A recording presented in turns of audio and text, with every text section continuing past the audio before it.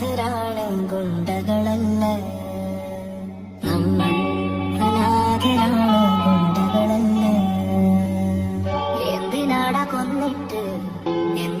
കൊന്നിട്ട് ഇയാളുടെ മകളും നമ്മളെ പോലെ തന്തയില്ലാതെ ജീവിക്കാനാണോ? നമ്മൾ അനാഥരാണ് ഗുണ്ടകളല്ല, നമ്മൾ അനാഥരാണ് ഗുണ്ടകളല്ല. ജനിച്ചു